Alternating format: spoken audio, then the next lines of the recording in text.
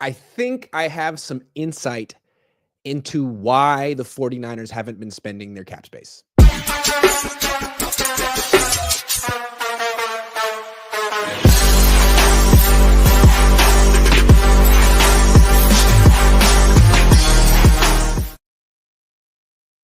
What's up? Welcome to an early Friday morning edition of LaCohn and LaRocca. That's Tyler LaRocca. I'm Grant Cohn. Happy 4th of July to everyone. We wanted to get this stream in before barbecue time. Are you barbecuing today, Tyler?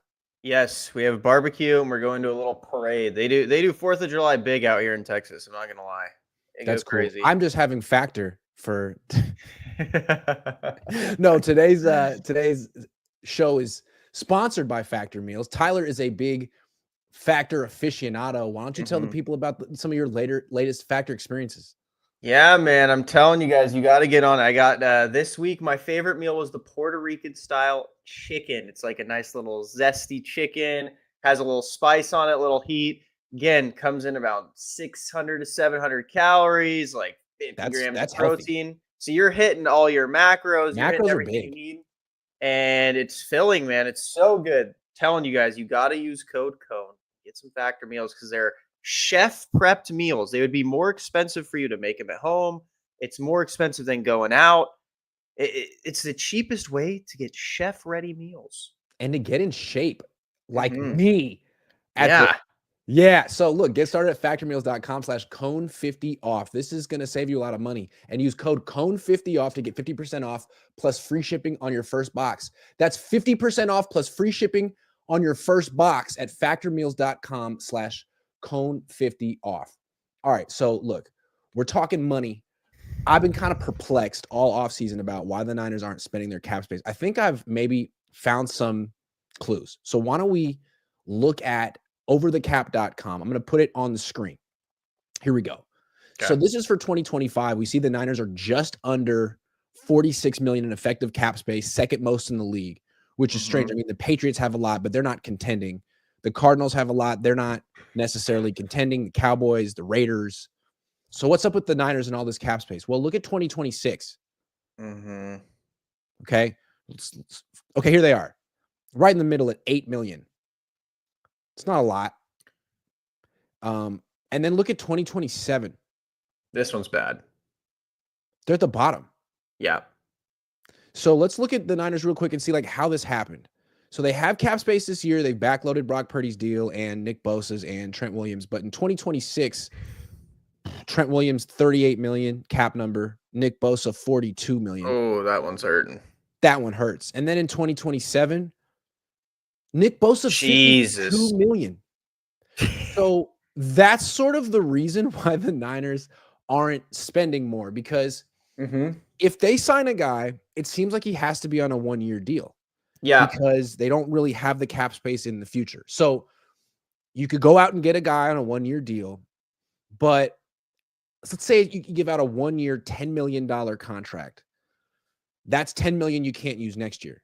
Yep. So you really got to feel like this guy's going to put you over the top, because if you spend 10, 20, 30 million in cap space and you don't win the Super Bowl, now you're in a tough position next year. I think that might be the non-soccer reason why the Niners aren't spending on cap space. This is kind of the reason I was not giving them a ton of, stuff for not spending, is because they used last year's rollover effectively. Like, because cap space, if people don't know, for those of you listeners that don't know, you can roll cap space over. So the 46 mil, if we don't spend a dime of that next year, our numbers now, I think it was 54 million. Yeah, 54 million. Yes. So we can roll that and save ourselves a headache with this year's draft class. Like, as you can see, a lot of teams, especially like teams like the Patriots, like, why wouldn't they spend money? There's not a ton of blue chip free agents this year to spend a ton of money on. Like, for the Niners, sure, there was like Dahlman.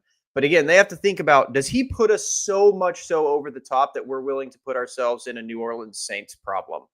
And take ourselves out of the market for next year. Yeah, which I don't think you do. Again, people have to remember in 2027, our current rookies like a Pearsall or like a Renardo Green or like those kind of guys will start being up for extension talks, or a Mykel Williams if he has incredible next 1, 2, 3 years in 2027 offseason.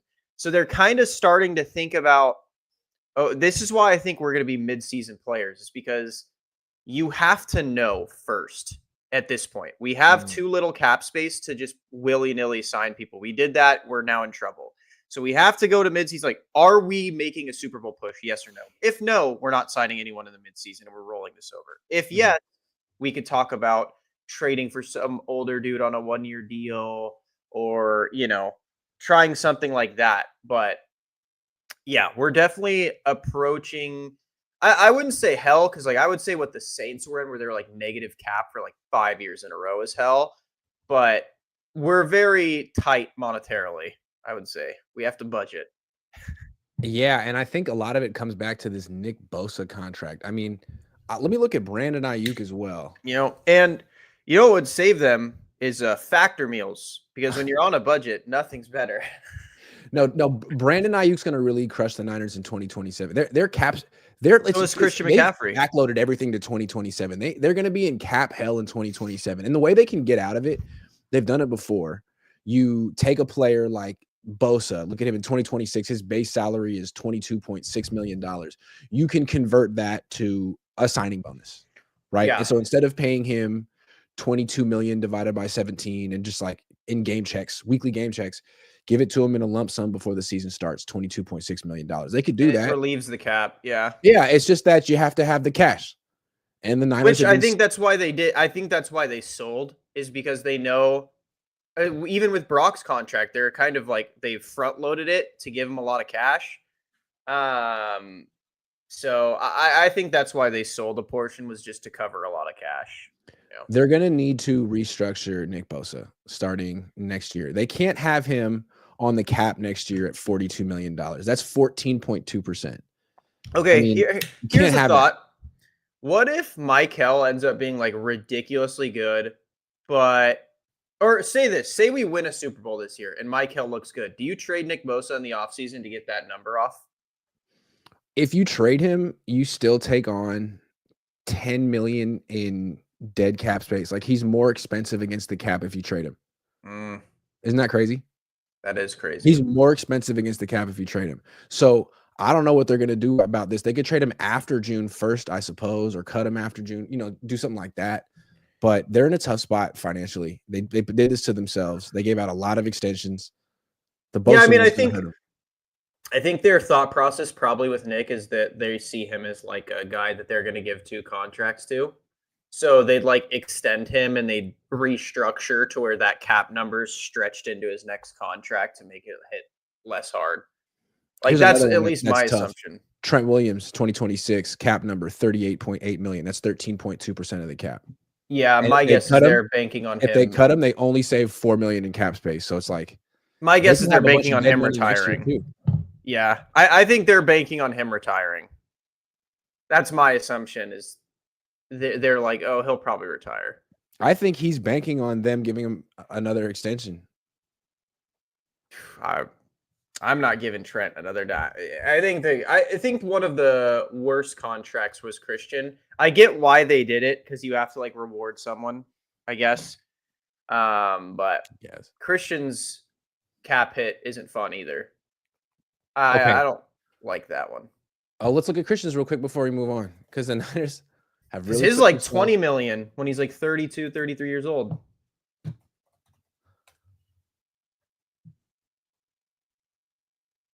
2027 is awful. Yeah.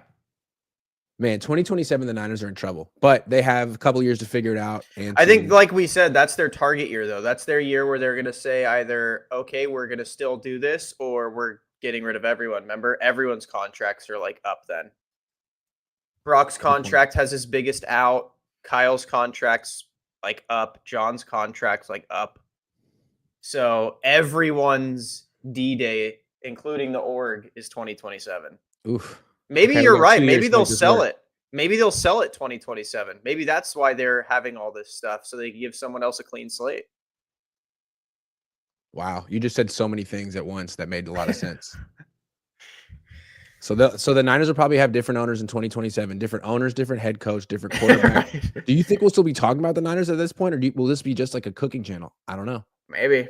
Maybe we'll be a Kobe Bryant channel, a basketball channel. We need to talk about basketball at the end. But before we get there, look, so we just laid out what the Niners are up against, why and like football reasons why they may not be spending the cap space they have right now, because they don't have cap space the next 2 years, not just the next one. So that being said, they still could sign a few players right now to a 1-year deal if they really feel they're worth it. And I'm going to name 5 players, and let's discuss whether each one would be worth it. Starting with Brandon Scherf. He's definitely the best offensive lineman available. He's about 33. He's been a really good guard in his career. Not young, but about Jake Brendle's age. You can put him at left guard. You can put him at right guard and move Pooney over. He can give you two good guards, and he hasn't missed a game since 2021. That being said, he probably wants some cash, which is why he's still unsigned. Yeah, I mean, again, it's one of those things where I would personally like it. I think our offensive line needs to be bolstered. I think you give him and maybe that's his issue, is he wants more than a 1-year deal, and a bunch of teams are offering him 1-year deals. But yeah, I'd offer him like a 1-year 10, 15 million. But I think it's one of those things where the Niners would wait until midseason again and like see if he's still available. Because like, imagine Trent gets hurt. Well, our offensive line's cooked whether Brandon Scherf's there or not. Like if Trent gets hurt. Yeah. So it's like, maybe that's what they're worried about, is like, even if we do sign one of these guys, like, are we still going to be like, are we a contender? Maybe they're not sure. I think we are, but maybe Kyle feels differently. Bless you. Thanks. Yeah, I mean, that's a good point. I mean, would Brandon Scherf make the 49ers better? Hell yeah. Sure. Yeah. Hell yeah. Would he fortify the weakest position group on the team? Yes. Is he the best offensive lineman out there? Yes. But does he make the Niners Super Bowl favorites? Obviously not. No. Improves their chances, which is all you can really ask for. But again, there's a consequence. If you give this guy $10 million, that's 10 fewer million you can use last year. You can roll over to next year. And if you have 55 million in cap space next year, you can use that money wisely and win the Super Bowl next year. This year, it seems like, I don't know. This year, it seems like the Niners are having a let's see what we got here, at least for the first half of the year. Like, let's just see what we have and go from there.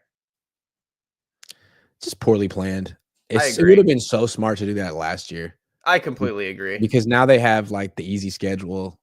And I mean, I think they did last year, but they're ignoring it because they have had injuries, which we have injuries constantly. But that's something to note. Like they don't note that. They're like, chalk it up to injuries. No team has been as injured since Kyle Shanahan has started his tenure at the 49ers than the 49ers.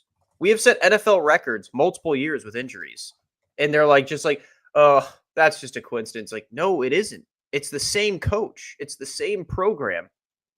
So, but they'll just keep using it as an excuse. Like, oh man, got unlucky yet again under Kyle's tenure. Andy Reid doesn't get this unlucky, but Kyle does. Let me make one more plea. I think that signing Brandon Scherf, I'm kind of into it, even though he's older. He just plays the most important position. You're already committed to older players like Kittle and Trent Williams. And like, and Christian McCaffrey, all this cap space this year, this dead cap space this year, and it feels like a wait and see year, like you said. Man, I don't think you realize which divisions the Niners are facing next year. Do you know? No, you don't. Which is good. I don't think Niner fans know this. I don't even know the Niners should know. But right now, you have this opportunity where you're facing the AFC South and the NFC South in the same year. Now, everyone else in your division gets that opportunity too. It's a great opportunity next year. Yeah. AFC West, NFC East. Oh, that's easy. NFC East is trash. Yeah. What do they got? A quarterback that can barely throw in Dak Prescott, quarterback that only knows how to run in Jaden Daniels, and then the Giants. Like, come on. Jaden Daniels slander. I didn't see that coming. Just kidding. I like Jaden Daniels. He's good. Jaden Daniels is good. He's like no Smush Parker. Smush? Oh, I miss Smush Parker. No, Jaden Daniels is actually good. He's actually legit. You seem like the kind of guy who had a Sasha Vujacic jersey at one point. No. I don't get. So I have bad jersey luck. So I'll name you the jerseys like for the Niners I bought the last few years. Trey Lance. Ooh. I have 2 Deebo Samuel jerseys. 19 and 1. 19, just 19. Okay. And then so I got Trey Lance, Debo, and who else did I get that left the team or like didn't pan out? Jerick McKinnon, I can't even remember. No, it was like Devondre a Campbell. decent. He was a decent player, but I think I have a. Oh wait, no, I think I have a BA, and then he got hurt. I got a BA, Oh, and then he got so it's hurt. your So fault. yeah, I'm done getting jerseys. I was gonna get a Christian jersey, and then he got bilateral Achilles tendonitis. Just So thinking about getting the jersey caused him to get injured. So yeah, then I got BA, and then his knee blew up. So why don't you just stop? I know. I also have a Devers jersey on the way, and look what's going on there. So He's I been think I'm gonna hitting stick recently. to Okay, I got it. another player for you. Let's go to the defensive line. Jadeveon Clowney is available. Mhm. They're talking about moving Michael Williams into the interior. They got Bryce Huff. Yeah. What do you think about Jadeveon Clowney, though? So my guess is he's on your list. But if I were the Niners and I were signing 1-year deals, I'd go Scherf and Justin Simmons, and that would be my cap space. Like I would spend my cap space on those two players. Boy, I you wouldn't. really just ruined the suspense of the next 45 minutes. No, like Jadeveon Clowney, I like, but like he reminds me of like a Chase Young kind of, where it's like if we didn't have Huff, I'd be more excited to sign him. Whereas we now have Huff, we have Michael Williams, and I do want to see Alfred Collins whenever he decides to sign his contract. Uh, and CJ West. Like I feel like Jadeveon Clowney would kind of like convolute our defensive line room where we wouldn't be able to see what we have. If you catch what I'm saying. Yeah. I mean, Jadeveon Clowney, he's 32, but I mean, he's a starter. He's He's started every good. game he's played in the last Yeah. 10 years. So if he's going to come over here, he's not going to come over to like back up Michael Mhm. Williams. And I think the whole reason they like Bryce Huff is that he knows he's not a full-time starter. He's not a Yep. full-time player. He's a rotational player. Yep. He will back up Michael Williams gladly. So Yeah. That's my thing. Like I think the thing that would hold Jadeveon Clowney off is again, I think Jadeveon Clowney more than Scherf would be like a target for the midseason because they would be able to see, right? Like, what if Michael gets hurt or Collins gets hurt and they have to move Michael inside or yada, yada, yada, right? Or Huff gets hurt. Then they'd go for a Jadeveon Clowney. It's like, okay, well, we can't see what we have. Let's get someone to help bolster us. We need some help on the defensive line. But as of right now, I actually would be completely fine without signing him and just saying, let's see what we got. Give it a go. yeah, I think before they brought in Bryce Huff, Jadeveon Clowney Yeah. might have made some sense. I There's agree. also Zadarius Smith out there. Like there are good options. edge They're rushers. Yeah. I mean, Clowney's more of like a 3-4 outside linebacker. So is Mhm. Zadarius Smith. And the Niners tried that with Leonard Floyd last year. I think they want to get back to guys who are really comfortable with their hands. Yeah. They And say Floyd wasn't bad. He was just old. there isn't really, it's grass. Yeah. I guess it's growing out of dirt, but it's Or like turf. Hands in the turf. could be turf. Yeah. Yeah. Okay, I got another one. Asante Samuel Jr. is 25 years old. He had neck surgery in the offseason. He's going to have a medical recheck at the end of July, right before training camp. And if it goes well, there's probably going to be a bunch of teams interested. Yep. He's not, I mean, he's the good. Niners could have drafted him. They took Aaron Banks over him. The Chargers don't seem to want him anymore. Not the greatest run defender, but 25. And his dad is Asante Samuel. So what do you think? I've actually, being from Southern California, I've always had a soft spot for the Chargers. So I liked him. I liked him when the Chargers drafted him. He's really good, but here's the issue. It's the asterisk of when he plays. When he's not hurt, he is a very, very good and very, very productive corner. It's kind of similar to the Jair Smith thing, except he's cheaper. So I would personally sign him if he's all good. Jair Alexander. Sure. Okay. Yeah.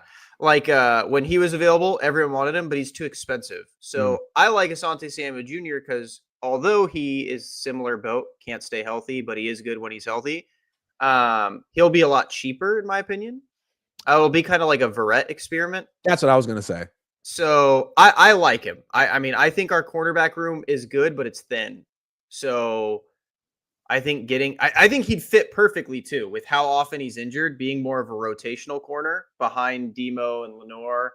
I think he would be a good fit. I like him if he's cheap. Only thing with him is like he's another corner who's like 5'10". Yeah. And I feel like the Niners have a bunch of corners who are like 5'10". And what was nice about Charvarius Ward is he looked like he was 6'2". I mean, he didn't list him at 6'2", but he was a bigger corner. Renardo Green is not small. I guess he's on the bigger side, but I He's mean, very physical too. there's also Rasul Douglas, but he's 30 years old. He's But bigger. Asante would be a good slot corner so that we could keep Lenore on the outside. Yeah. Like that's what I'd see Asante Samuel doing, is more of like a help, right? Like a dime corner, like a slot guy if Upton Stout isn't. If you have one weak corner on the field, you can't have a really good defense. You're just going to get shredded. You know, if you That's have why the I like Isaiah Oliver Asante. out there, you're screwed. Yeah. And if Upton Stout and Trey Brown aren't like good, you're going to get shredded. So I feel like if you bring in a guy like Asante Samuel Jr., him, Lenore, and Green, like now, I think you're that's a giving really Robert good Saleh corner an room. opportunity to really have a good defense. It gives also your defensive line that should be good a chance to get to the quarterback too, which is nice. Chris says Devondre Campbell is still available, isn't he? I don't think anyone in the locker room would want Devondre Campbell. Be funny. That'd be funny. They signed him. Don't understand why. Like, I felt like the team was kind of lame with that last year. Like, you took a big stand against Devondre Campbell as you should have, but where was that with Debo? What for? What punching? Yeah, long snapper. yeah. I'd have punched the long snapper. No, you wouldn't have. You're a nice guy. I would have. No. And Jake Moody. I would 100% have roundhouse kicked Jake Moody in the face last year. You would have? Holy moly. Yeah, just you so he's out. Roundhouse kick? Yeah. Dude, that's hard. Just so he doesn't have to play anymore and he stops losing my team games. Like, you remember when Gino got punched in the face and was out for weeks? That's what I do to Moody, just with a roundhouse. I can't remember who did it, but it was hilarious to hear Sometimes about. you gotta take matters in your own hands. Yeah, that's what I'm saying. Like, if anything, I'm mad. I would have suspended Debo for not hurting Jake Moody. Okay, I got another name. Mike Hilton. This would be the best nickelback available. If you wanted to leave Lenore outside and bring in a nickel, he's 31. He's played for the Bengals the last few years and the Steelers before then. And the Bengals defense last year was pretty good. So yeah, it was awful. But Mike Hilton, he's pretty good player. His numbers are pretty good. No, I'd sign Asante over him. Yeah. I would sign Rasul Douglas over him. Yeah. I think I would leave anybody that has played for the Bengals. I would leave you alone. Like, just what about Shamar Stewart? He hasn't played for him yet. Yeah, no, he didn't play for him, so he's good. He's safe. I kind of like that about Shamar Stewart. Even honestly, like Michael Davis from the Commanders, he played on the Chargers as well. He's actually a solid, cheap corner. He's like really cheap, which is why I like him. He'd be one that's like Mike Hilton, but not, a Bengal. That's solid, a good corner that you could throw out there and won't get completely obliterated. Okay, forget Mike Hilton. You mentioned Justin Simmons. Oh, please, God.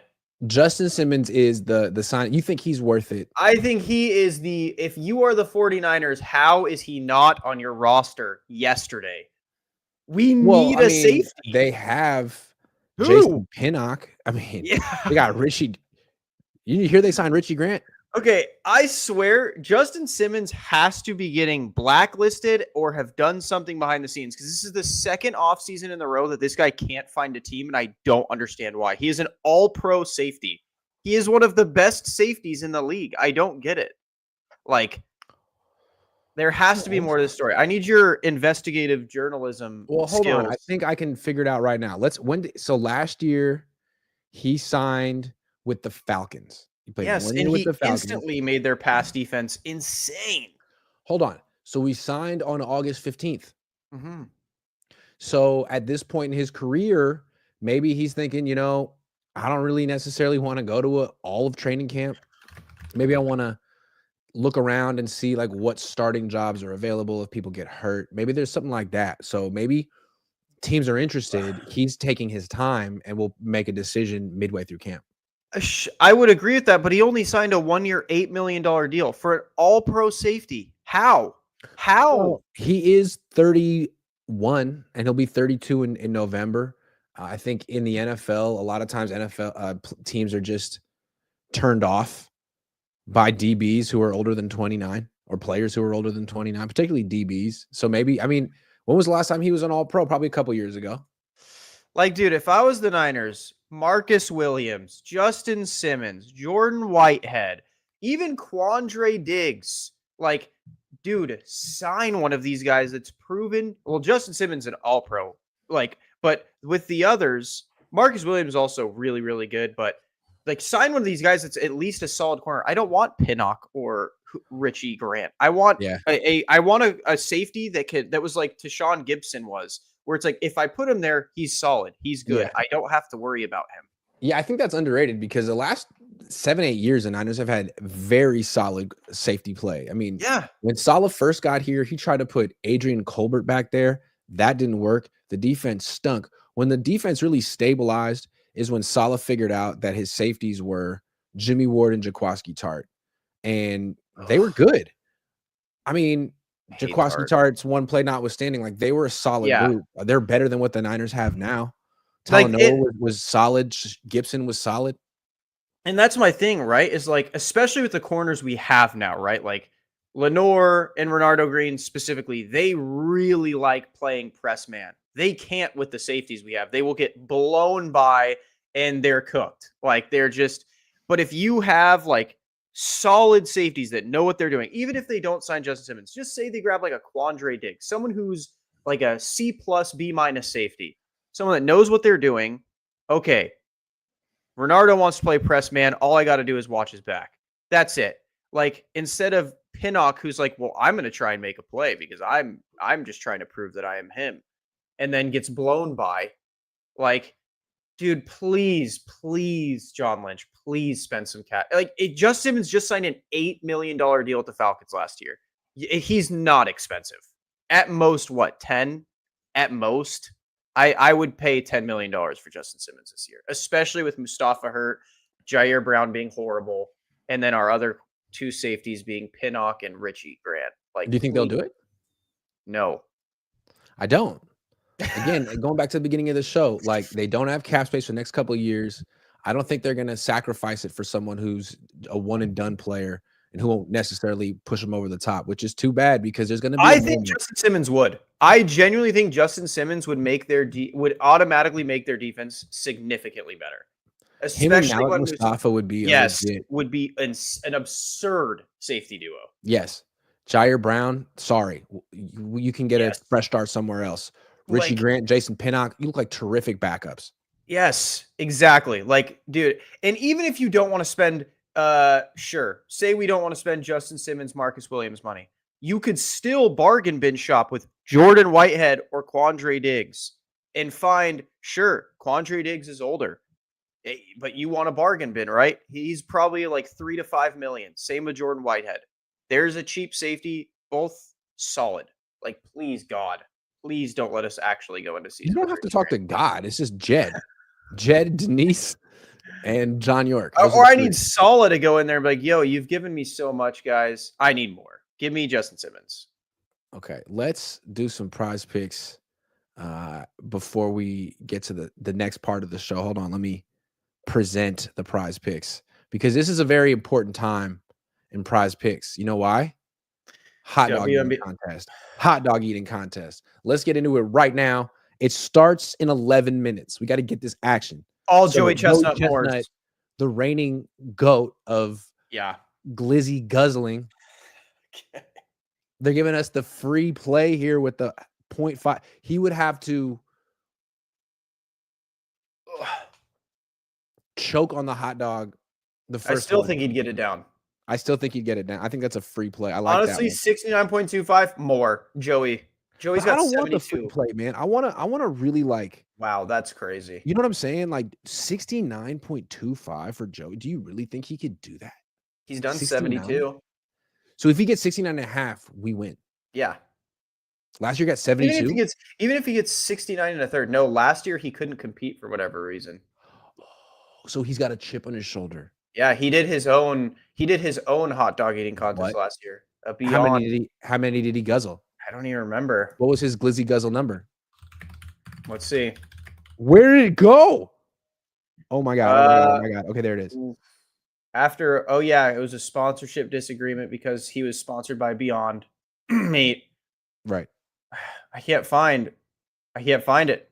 I need to know Can't my find Joey Chestnut statistics. dude. Oh yeah, here we go. Year by year. Let's see. Thank you, thank you, thank you, thank you. Let's see. Okay, I so take these prize picks very seriously. 2023, he ate 62. Ooh, that was an off year. So What? 2023, 62. 2022, 63. 2021, 76. What? 2020, 75. He's slowing down. He's clearly 2019, slowing down. 71. Yeah, I mean, But I think they took it off the board. I'm so disappointed. he Hold on. averaged in the 70s, but yeah, I mean, maybe he's slowing down because he doesn't have competition. All right. Well, they took it off the board. I was about to fade him so hard. I guess they understood what was about to happen. That's okay. How about Patrick Bertoletti, man? 54 and a quarter. Look at his I think, face. yeah, he I don't doesn't like look his like face. I don't think he can do it less. He doesn't look like he could do it. No, He I looks don't like think he's he's going to about shy that. away I don't from think the he's about light. it. Now, James Gideon Webb. There's a OG? nice smile from James. Ooh. He seems like a 49. 50. Could you I don't think he imagine can do 49 moving smashing forward. 50 hot dogs in like No 10 way. minutes?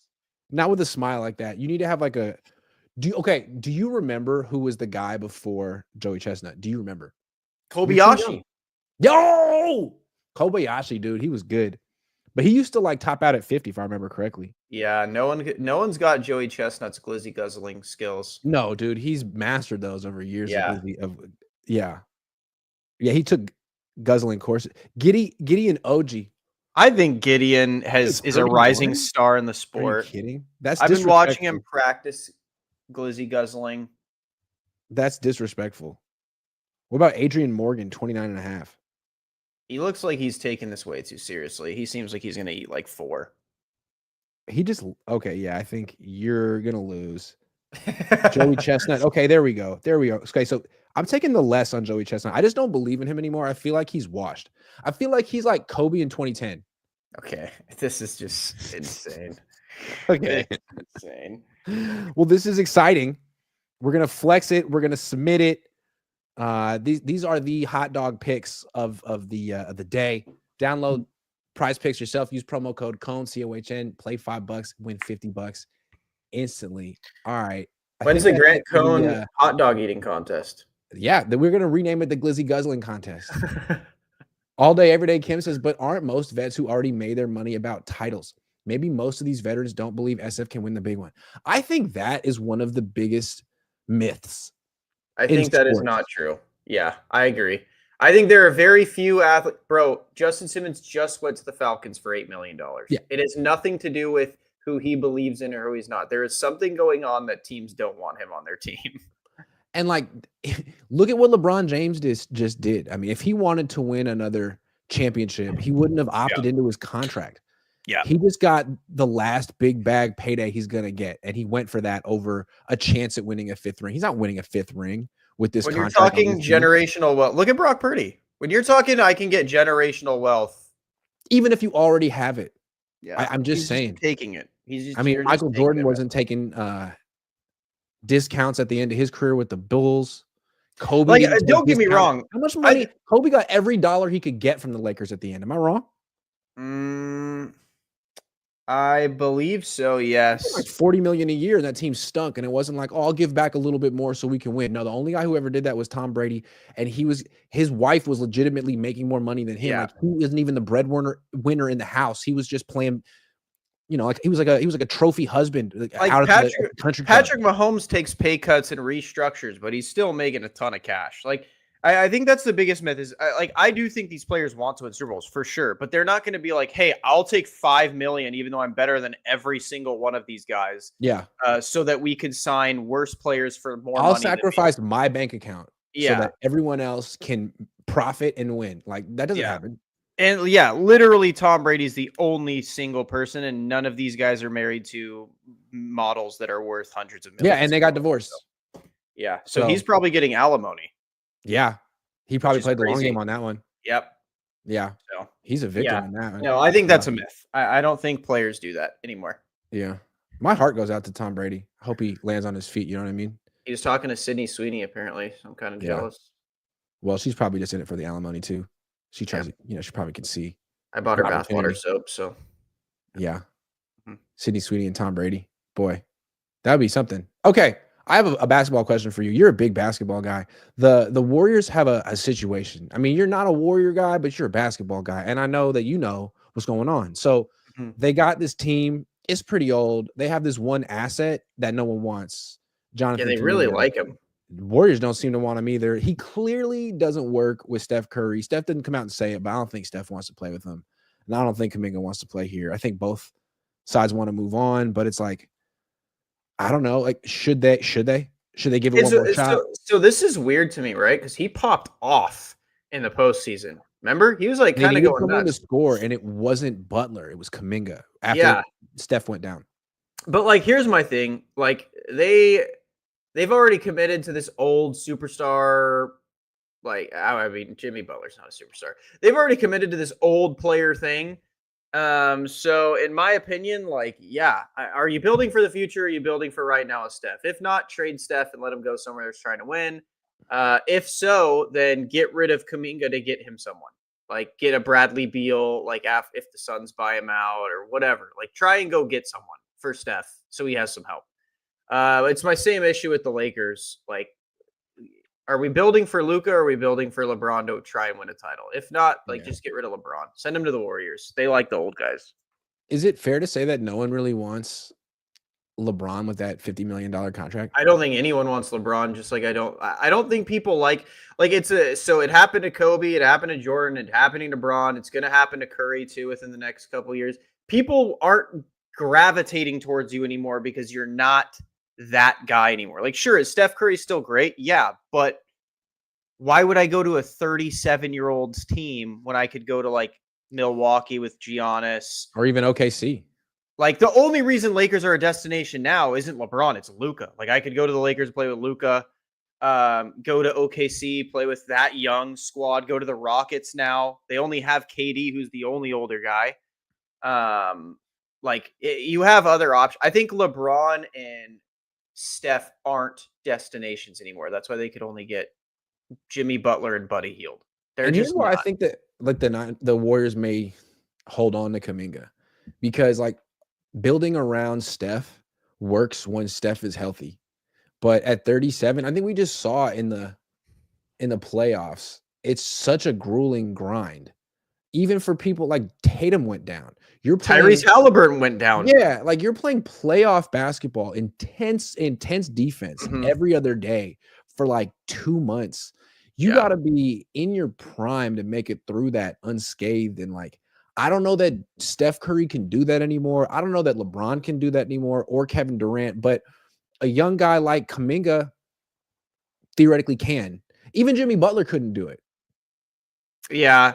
I mean, the season's just long, man. Like, I mean, even the young, like, we're seeing record setting Achilles tears at this point, which is weird. That's something I wish, like, I'm very curious about. I No, it's don't cool understand. because the NBA is going to ask ChatGPT what that's about, and then they're going to figure it Yeah. out. I Yeah. just don't it's so weird to me why it's happening because it's like, it's really is confusing because, like, I mean, I grew up with the basketball era of like Kobe and everyone playing through your knee falling off and they were fine. Like, they didn't have as many Achilles tears. So it's just Yeah, weird. Jordan played every game, Yeah. Like, 82 games a so I year. don't understand what's going on. Like, a lot of people say it's whatever, side tangent.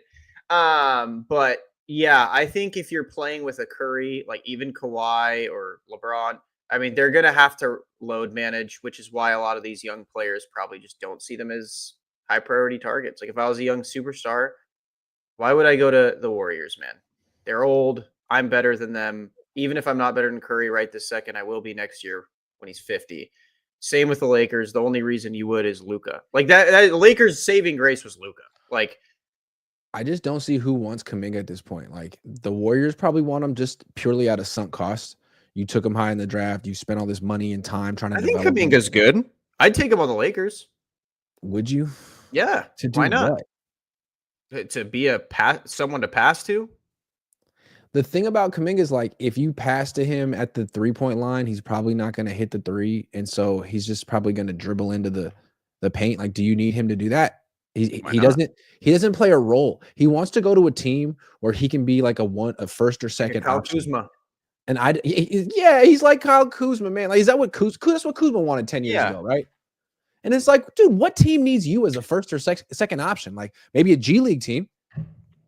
Yeah, I mean, a lot of players talk about this, right? Like Jeff Teague has a story about like Derek Fisher talking to him about this. Like, dude, I used to be the scorer, but when you get to the NBA, like you need to find your role. Mhm. And sometimes you need to be able to like humble yourself and say that's not a superstar. But that's not Kuminga. He's 22, and he's Yeah. telling himself that the only reason he hasn't been able to assert himself as a volume scorer all-star in the league is because of Steph and the I mean, I old guys will on the say team. it probably doesn't help that he literally went to the postseason and went sicko mode. So it probably just They inflates lost his all ego. those games. Well, yeah, but he couldn't, like, he had Jimmy Butler shooting 4% from the field. So Jimmy Butler was it's so terrible. That was such a bad. bad trade. I literally called it from the get go. I have tweets with my buddies saying this is a horrible It's trade. so interesting because, like, when they traded for him, they went on this run, and it's looking like, man, this is this trade of the century. And then Steph goes down. Jimmy Butler has a couple games where he shoots 9 shots, and you're like, oh no.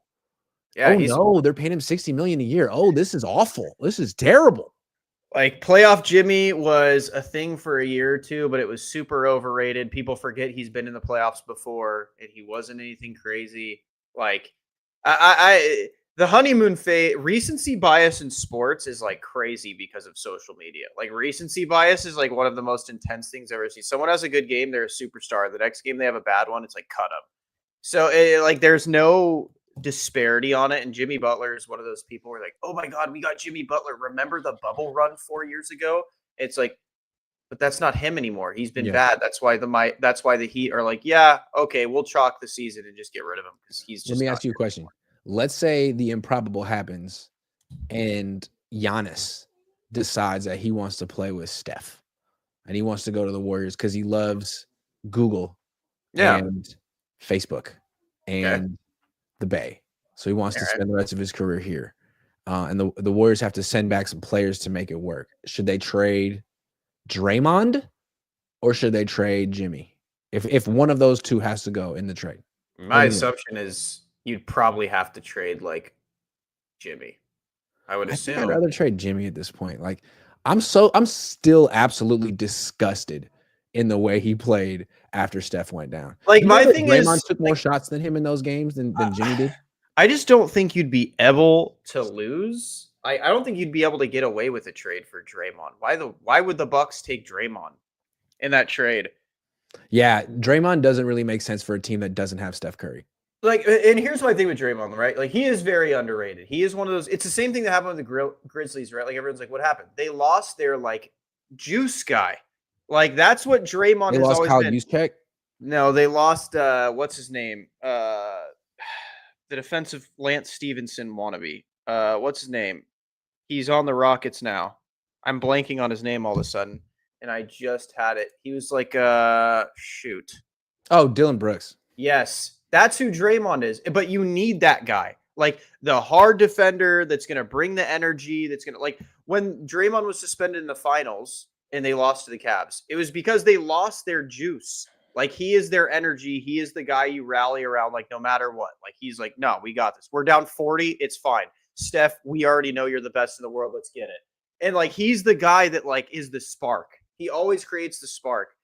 And so, yeah, I would trade Jimmy because he's not your spark. Draymond is. Draymond's the guy that when things are going bad, as much as I don't like Draymond or his antics and think he's pretty bad at basketball in general, like he's the guy that's like, no matter what's happening, like say Steph goes down, Draymond would be like, yo, Giannis, we're fine. He'll be back. You're good. You're the best in the Whereas world. like Jimmy's like, hold on, watch me take 7 shots. Yeah, exactly. Like, I think as much as Draymond is like a Dylan Brooks, he's also a guy that's just irreplaceable for that team.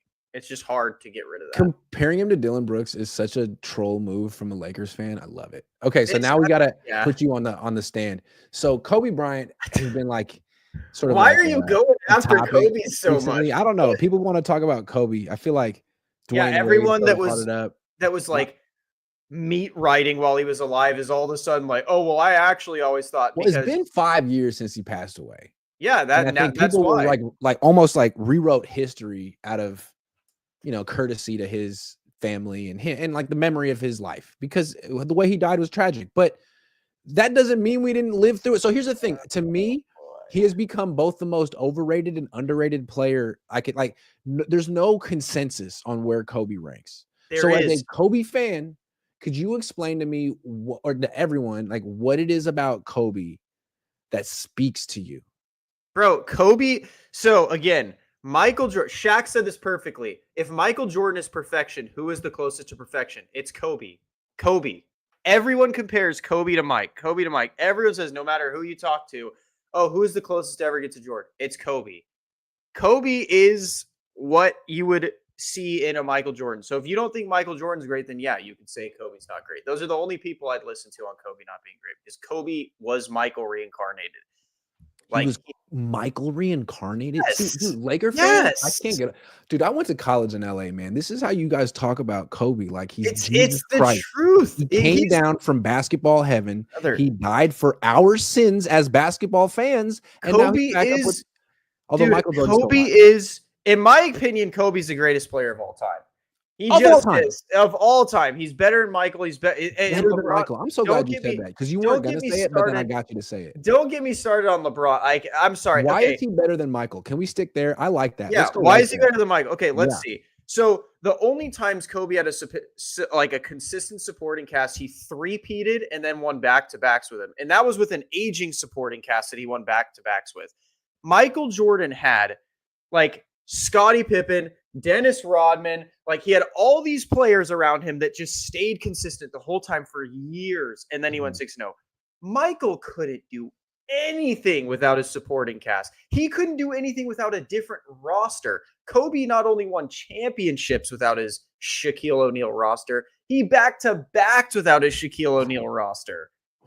That was a pretty good team he had from 08 to 2010. I didn't say they were bad. I'm saying Jordan couldn't do anything without his perfect roster. Well, what did Kobe do in 05 and 06 and okay. 07?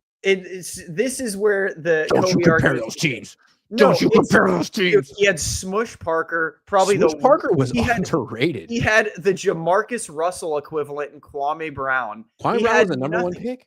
The only way he even got them to get him anybody worth a damn was saying, okay, either trade me or get me a player. Please, Lamar God. Odom was sixth man of the year. Yes, Lamar was, but that was after Kobe said, trade me or give me someone that's half decent. Steph Curry got to walk into Klay Thompson and Draymond Green and then still get Kevin Durant handed to him. Give Kobe any of these teams, he has 10 rings. Even Shaq says it. Say though that like it felt like at the time I don't know, 14. It felt like the Kobe and Shaq partnership broke up and that they could have coexisted for a couple more years, but that Kobe wanted to show that he wasn't the sidekick and kind of forced him out, that the Lakers had to choose between them. They clearly chose the younger guy. They made the right choice. But then Shaq goes to Miami, wins a championship, and the guy they got back in the trade was Lamar Odom. So yeah, I mean, the Shaq thing, like, yeah, they were just two, like Shaq and Kobe have talked about it a lot. Like they just were two like really high motor competitors that both thought they were like, they always say that's their biggest mistake. Shaq's like, because we'd have like 6 rings together if we stayed together. I think there's a reason why players really admire Kobe Bryant. Because he's the greatest of all time. Sure. When you watch him play though, like when you like just watch Kobe not just highlights, but like the film, there's so much technical stuff that he does on offense. Yeah, he's perfect. Difficult too. Like his peers can look at his footwork in the post and be like, yeah, I didn't have that.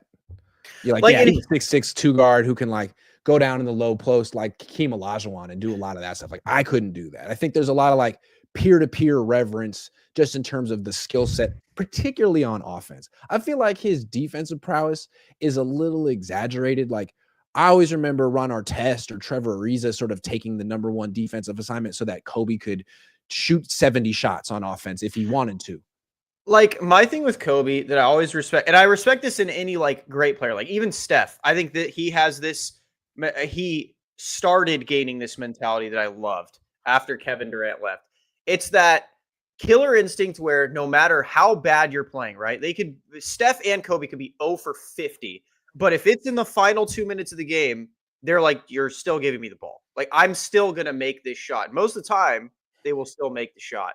And like, that's something I always respect about Kobe that I don't respect about LeBron, that I also respect a ton about like Steph Curry.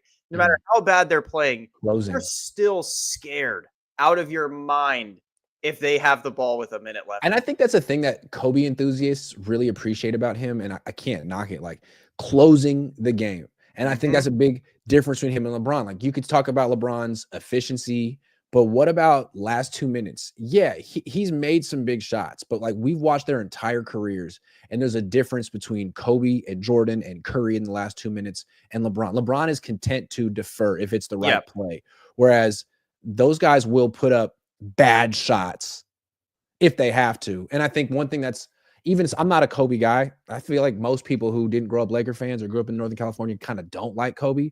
But one thing I always appreciated about him is like how good he was at taking really difficult shots. Yeah. And that's what's fun to watch about Curry too. Curry makes him. Yes, Curry. Yeah, Curry. That's one thing that I always have respected about Curry is like, no matter what, like, I know Lakers and Warriors have this weird rivalry thing, but like Curry does, like, he'll be triple covered and he'll find the tiniest pocket of space like Kobe used to do. Curry would obviously find the space differently, but Curry will find that little pocket and then boom, ball's out of his hands before you even know it's coming. And it's like, even if it comes out, I would still rather Kobe, Curry, Jordan, whoever, take that final shot triple covered than default to Jonathan Kuminga in the corner who's open. Why? Because I want my player to take the shot. I want Curry to take the shot. Why? Because even if Kuminga's open, I trust Curry covered more than I trust Kuminga open. And that's the same thing with Kobe. Like, people are like, well, he would give up open shots like Derek Fisher. Like, brother, why would I pass it to Derek? Like, Derek Fisher, I guess, made the point for it. Regardless, yeah, your team, like, you can't pass it to Shaq either. Like, Shaq's gonna get fouled. He's gonna go to the free throw line and miss one or both. You really need Kobe to sort of create his own shot and take his own shot. That's what. And that's why I don't understand all these players coming out of the woodworks that were, when he was alive, oh yeah, Kobe's the greatest. Oh yeah, Kobe's the greatest. Yeah, Kobe's should be in GOAT conversation. Now they're like rewriting history of, oh well, Kobe actually, like, Tracy McGrady saying he would win with the Laker teams is the most asinine thing I have ever heard in my life. Oh my gosh, that triggered me so hard. Tracy McGrady had great teams and couldn't win nothing, didn't win nothing. Why? Because Kobe Bryant was standing in front of him. Kobe lost to Paul Pierce. Yeah, Kobe did lose to Paul Pierce once, and then he got his get back and so they're 1-1. They're even. Yeah, Kobe's so. Did you see Paul Pierce on like he's on Fox Sports 1 or something? Yeah, like, man, I think I was the best offensive player of all time. He said it like last week. I'm like, what? Me too. Why? I don't know. I don't know. He just Paul Pierce's delusional confidence is great because he'll always like put himself in conversations. He does like the well, Kevin Durant, yada yada. Like, well, and me. I'm like, I love that about him. Anyway, what I want to say is I think that the closing ability is really what captures Kobe fans. And it's like, why, if I were to say like, well, Duncan was better than Kobe, I think a Kobe fan would be like, nah, because Duncan can't close out a game like that. But what I would say is, I mean, there's other ways to win games, and like Duncan's overall impact on defense, I think, was so much greater than Kobe's like one-on-one wing defense. Like, Duncan would hold entire teams under 90 points. You know what I mean? Like, he was on a whole different level. But that's comparing a 2-guard to a power forward / center. And Duncan was great. Hard to do. Duncan is an all-time talent for sure. He's not better than Kobe. Not even close. Well, he is an all-time talent. Than Kobe. Like, he's clearly better than Kobe at a lot of things. Kobe's better than him at certain things. I would be willing to bet my house if you told everyone you could have Kobe Bryant, you could start your franchise with Kobe Bryant or Tim Duncan. Every single person is choosing Tim Duncan. But that just means I get the better player at a discount. What do you mean? I get Duncan. No, you don't. Duncan don't. was the best player on 4 championships. Kobe was the best player on 2. No, Kobe was the best player on 5 championship teams. No. Yes, he was. No. Yes, he was, dude. Reason Shaq could people feast. Don't like Kobe stuff here, man. So the reason Shaq could feast was, one, you couldn't afford to double him. You couldn't afford to put 2 people on him because you gave Kobe too much room on the floor. And 2, my chair. It was all about his physicality. He was just bigger and more physical. It wasn't that he was like some basketball superstar. Like, it's not okay. Here's a good one. It's not like he was Tim Duncan, where even if you doubled him, he could out fundamental you. Shaq would just bully you off of sheer size. If you didn't have a 7-foot, people had to But just no get one had anyone 7-footers. who could match up with Shaq from 2009 to 2004. Like it just didn't exist. Yeah, but that's just because of a physical standpoint. Right. That has nothing to do with being a better player than Kobe. Kobe was a Right. better But he was the more basketball player. dominant he was the tougher matchup, I felt. Sure, but Kobe was the better basketball player on all Sure. 5 of his championships. But Shaq was just bigger. Sure, like Shaq for sure. I think Shaq's the most dominant player in NBA Yeah. history by far. Yeah. But Kobe's the best. Yeah, but again, it's like when defenses were preparing for the Lakers in 99, 2000, 2001, 2002. They had to prepare for both. You Sure. couldn't But it was say- like just like they had to prepare for both Kevin Durant and Steph Curry. But it's like, who are we more scared of? The answer was Curry. And who are we more scared of? The answer was Shaq. I don't actually think that. No, because I think that's why Hack-a-Shaq started. Is we aren't scared of him as long as we can just not let him get the ball in the paint. Kobe, you had to be scared the entirety of the court. Shaq, all you had to do is just foul him. You didn't have to be scared. You didn't have to double Shaq and Kobe outside of 15 feet, man. You want him shooting jumpers. Hey, you want to take a turnaround 20-footer for 2? By all means, man. Let's not pretend we're not double teaming Kobe as he's getting up the court. Come on. Look, man, he's good. He's just wasn't. He's the greatest player of all time. He just wasn't quite John Starks. No, he was the second best shooting guard of all time. Kobe is the best shooting guard of all time.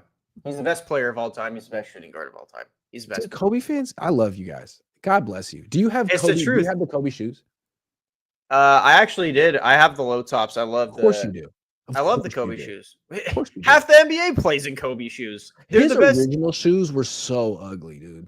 Do you remember his original shoes that the came out in, Kobe, like 2000? the Kobe's 4 through 7s are some of the best basketball shoes I've ever played in. Those were the low top kind of like Euro style shoes that came out. Yeah, they're great those are pretty shoes. cool. They're great shoes. Yeah. Like even not being a Kobe fan, I've played in a lot of different basketball shoes. The Kobe 4 through 7s are like some of the best basketball shoes. Does it kind of piss you off that Shea just like did something more impressive than Kobe ever did just this year? How? He played 5 people with Achilles tears, and then the only reason he won a game 7 is the other team's best player popped his Achilles. Yeah, that's true. Well, like it's like saying the Chiefs an MVP and a Finals MVP at 26. Kobe never did that. Jordan never did that. Yeah, Shea Gilgeous-Alexander. This is the most Mickey Mouse run I've ever seen in finals. I'm sorry, Mickey Mouse run. What about that one that LeBron had with the Lakers? How is that Mickey Mouse? How? Okay, I'm actually curious. How is if Steph Curry won the championship, it would not be a bubble run. It'd be the hardest ring you've ever gotten. But the Lakers win it, and it's now the easiest ring you could have won. Everyone had to focus on just basketball. There's injuries every year, right? Like people get hurt. Who popped their Achilles? Steph Curry was hurt in 2016. Who popped their Achilles on LeBron's bubble run? Me. Yeah, exactly. I fell at Orange Theory the other day. I do feel bad for Shea. I don't like Shea that much. I think he's super overrated. But I do feel bad because Halliburton popping his Achilles. And you're threatened. No, I'm not threatened by Shea. I actually I don't think the Thunder are that good. I think genuinely they just get a favorable. It's like the Legion of Boom Seahawks. They just got a favorable whistle every time, and it ruins it whenever. The Lakers don't get a favorable whistle. No, they do, but they still don't get it as favorable as someone like the Thunder. Have you seen the Thunder? Not a big market draw like they're just Oklahoma City. Onto your offensive players the entire time. They're just bear hugging you, and then it's like, oh, no foul. But then you like touch Shea's wrist, and he's like, oh my god, I can't shoot the ball anymore. And then why did you touch his wrist? You should have bear hugged him like they did. Yeah, that's my thing with the Thunder is like I don't. Yeah, I can't do it with teams like that. Like when the Legion of Boom Seahawks had the whistle, it was just like just ruins it. Same with LeBron's Cavs. Even the Miami Heat used to get the whistle. It's like it just never got the whistle though. Kobe. I mean, Kobe definitely got a whistle, like for sure. I know who legitimately doesn't though. Curry. Curry is like the one superstar who doesn't get much of a whistle. Curry doesn't get much of a whistle. No. But that's what I'm saying. Like even that, like it just even when it's on my team, like the Niners weirdly don't get a favorable whistle. But like when I'd see plays where Kobe would get a whistle, I was like, But Kobe is one of those players that played through. But that's the thing I respected about Kobe too, and Curry. Is even when they did get a favorable whistle, they'd play through it, right? And they'd still try and make their shot. Shea doesn't. He literally plays for the whistle. That's why I always hated Harden and Shea Gilgeous-Alexander. They play for the whistle. They don't play through it. All right. Curry plays Stop. through You're it. hurting my feelings. I like Shea Gilgeous-Alexander a lot. Last thing I'll say about Kobe, and then we'll stop. Yeah, he's the greatest player of all time. The one knock on him that you can't run from is that he just wasn't a good teammate. You could call it the Mamba mentality. He or is a whatever, good teammate. but he was not a good teammate. But He I was a guess maybe great neither was You're Jordan. right. He wasn't a good teammate. He was a great teammate, an elite teammate. I'm gonna wear my Kobe jersey next. If you had to say Kobe's biggest drawback, what would it be? That he was too good. He tried too hard. There isn't one. There isn't one. He's perfect. He's the perfect person. No, I'd say his biggest drawback. Kobe's biggest drawback was his GMs from 2004 to 2008. Oh my God, my heart breaks for Kobe Bryant. Well, it does. He died. Yeah, I love Kobe. I met him twice. He's a great guy. You met him twice? Yep. As a kid, so I lived in Newport Beach. As a kid, I used to go to the library every day after school. He played basketball with me and my friends because he'd walk his dog by the library. He played basketball with me and my friends. And then in Newport Beach. Yep. And then for my birthday, I went to Benihana and Kobe just so happened to be there. And then I knew the hostess and she sat my girlfriend and I at the table right next to Kobe. And it was awesome. Did you guys talk? He did say happy birthday because my wife actually got me Kobe shoes for my birthday that year. And she saw it and she's like, this is so weird. She goes, I don't want to say hi. And so the hostess that was our friend told him oh my God, he's a huge fan. He just got Kobe shoes, but they don't want to bother you. And he came over and shook my hand and said happy birthday. Yeah. Oh shit. How old were you? That birthday I was like 19, 20. And it was still, I was and when you played basketball with him, cried. Oh, then I was 10, 9 or 10. So he just rolled up and started playing pickup basketball with 10 He was walking his dog. And then me and my friends were see, this is why people like Kobe, because there's stories like this. And it was me and my friends. And then I was a little trash talker, I still am, but I was a trash talker as a kid. I was like, oh my God, Kobe. And then instead of asking for a picture, I was like, Kobe, I bet I could beat you. And then he was he looked around to see if adults were around, and then he didn't see anybody. So he tied his dog and was like, all right, let's play. And he caught up a couple. He didn't play a full game, but he did he dunk on you? Did he 360 dunk on you? Did he talk shit? No, he just shot some shots with us and was oh, he let us make a couple shots. Oh man, I can't beat you guys. Yeah, he was cool. Yeah. Well, I met Steve Young when I was 8, and he's my favorite player of all time. So I get it. Yeah, no, nothing will ever top Kobe. The only celebrity I've ever cried for when they passed away is Kobe. From what I understand, he lived in Newport Beach, which is the thing with the helicopter. He's doing that for a long time, even when he was a player. And from what I heard, people that lived in Newport Beach would run into him, and he liked talking to random people. Oh yeah, he was very approachable, from what I understood. I saw a couple people would have bad experiences where he didn't want his picture, but I never got that experience. I met him 2 times. I think it was 2, maybe 3, but it was. If those are the third time that you're forgetting, I'm mad. But those are the 2 times I vividly remember, and he was the nicest person ever. So I can never say a bad thing about Kobe, and he's the GOAT. I never gave me an autograph. Never said he never gave me an autograph either. I never got an autograph. I didn't even think to ask when I was so starstruck. Hoops with me, I would have loved to do that. Kobe, I'm a big fan. I always loved Kobe. GOAT. All day, every day. Kim says LBJ is one of the league's leaders in minutes. That's a good fact. Helpful fact. For what? I don't, but it's good to know. Good. Anyway, good job, LeBron. That's the show. Have a great 4th of July. Be safe. Tyler, thank you. Have a good time in Texas. I will. It's supposed to get crazy in Texas today. Yeah, I hope not too crazy. I'm an old man. Just crazy enough.